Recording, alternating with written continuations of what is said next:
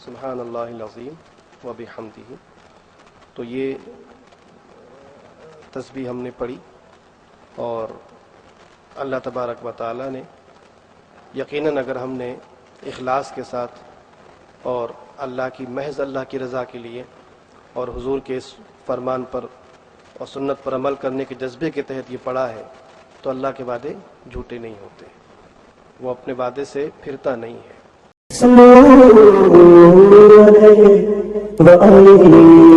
السلام علیکم ورحمۃ اللہ وبرکاتہ۔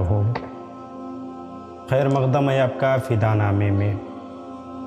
آج جب ہم نے اس ویڈیو کو بنانے سے پہلے اسکرپٹ بنائی تو کافی مرتبہ آنکھیں نمناک ہوئیں۔ یقیناً وہ عظیم شخصیت ہی ایسی تھی جس کے لیے ہر درد مند اور حساس دل رویا کرتا تھا۔ جانے والے تجھے روئے گا زمانہ برسوں۔ علامہ اسد الحق قادری خانوادہ قادریہ بدایوں کی علمی، تہذیبی اور روحانی وراثتوں کے امین تھے۔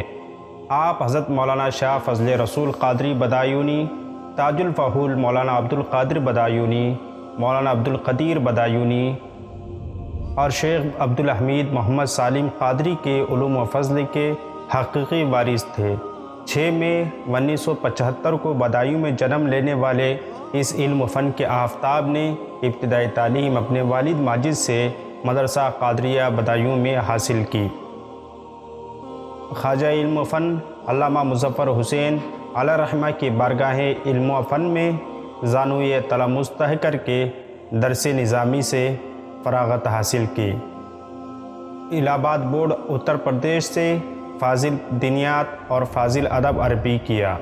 جامعہ ملیہ اسلامیہ دہلی سے ایم اے علوم اسلامیہ مکمل کیا اور فن تفسیر و علوم قرآن میں تخصص کے لیے جامعہ ازہر تشریف لے گئے، اور وہیں آپ نے دارالفتاء المصریہ سے تخصص فی الافتاء بھی کیا۔ اسد الحق قادری 2004 میں ہندوستان واپس تشریف لائے اور تخلیقی و تصنیفی میدان میں قدم رکھا، اور صرف 10 سال کے مختصر عرصے میں 60 سے زائد کتابوں کی تخریج و تصحیح، تصنیف و تالیف، تحقیق و تدوین کا حیرت انگیز اور فقید المثال کارنامہ انجام دے ڈالا۔ یوں صرف 38 سال کی عمر قلیل میں بزرگوں جیسے کام کرنے والے اسد الحق قادری نوجوان محقق اور ندرت فکر رکھنے والے عظیم اسلامی اسکالر کے روپ میں ملت اسلامیہ میں ممتاز مقام حاصل کر چکے تھے۔ انہوں نے اپنے خانوادے کی علمی و تصنیفی خدمات کو ایک نئے رنگ و آہنگ سے مزین کیا، اور تاج الفحول اکیڈمی کے زیر نگرانی اپنے بزرگوں کی 100 سے زائد تصانیف اپنی تخریج و تحشیہ اور تقدیم کے ساتھ شائع کرنے اور بعض کتابوں کو ہندی، گجراتی اور انگریزی وغیرہ زبانوں میں منتقل کرنے کا بھی اہتمام کیا۔ ان کی تصنیف و تالیف میں قرآن کی سائنسی تفسیر، خامہ تلاشی، خیر آبادیات، عربی محاورات، حدیث افتراق امت اور منتخب التواریخ کی تقدیم جدید علمی و ادبی حلقوں میں بڑی قدر کی نگاہوں سے دیکھی گئی۔ صرف 1 سال میں ان کی 15 کتابیں منظر عام پر آئی، جن میں خانوادہ بدایوں کی مفصل تاریخ، اکمل التاریخ مصنفہ مولانا ضیاء القادری، خانوادہ ماریرہ شریف کی مکمل تاریخ تذکرہ نوری مصنفہ قاضی غلام شبر نوری، ترجمہ و شرح قصیدتان رائیتان الجواب المشکور مصنفہ مولانا عبدالحمید بدایونی، اور حضرت شمس ماریرہ عالم احمد اچھے میاں کے جشن 200 سالہ کی مناسبت سے 3 اہم اور وقیع کتابیں قابل ذکر ہیں۔ آپ کا سب سے بڑا کارنامہ یہ ہے کہ اپنے خاندان کی تاریخ کی از سر نو اشاعت اور اپنے پیر خانے خانقاہ برکاتیہ ماریرہ شریف کی تاریخ اور اکابر ماریرہ کی حیات و خدمات پر مبنی کتب کی اشاعت جدید ہے۔ شہید بغداد علامہ اسد الحق قادری علیہ رحمہ نے مختلف علوم و فنون پر بھی قلم اٹھایا اور سینکڑوں تحقیقی مضامین سپرد قلم کیے، جو ماہنامہ جامع نور کے صفحات کی زینت بن کر اس کی علمی معیار میں اضافے کا سبب بنے۔ علامہ اسد القادری شہید بغداد کا شمار قرآن و حدیث پر گہری نظر رکھنے والے نوجوان علماء میں ہوتا تھا۔ آپ علوم عقلیہ و نقلیہ میں کامل عبور رکھتے تھے۔ اسد الحق قادری بر صغیر پاک و ہند میں نوجوان علماء کے سرخیل اور نئی نسل میں علم و ادب کی اہم معتبر شخصیت تھی۔ آپ صحیح معنوں میں عالم دین اور اپنے آباء و اجداد کی وراثتوں کے امین اور ان کے نقش قدم پر چلنے والے تھے۔ علامہ محمد افروز قادری چڑیا کوٹی فرماتے ہیں کہ انہوں نے اپنی عملی زندگی کا آغاز ایسے وقت میں کیا جب فیض و تحقیق کی جن سے گرا مایا بازار علم سے تقریباً اڑ چکی تھی۔ فکر و نظر کے زاویے دھندلا گئے تھے۔ تعلیمی و تنظیمی امور بری طرح انحطاط و تعطل کا شکار تھے۔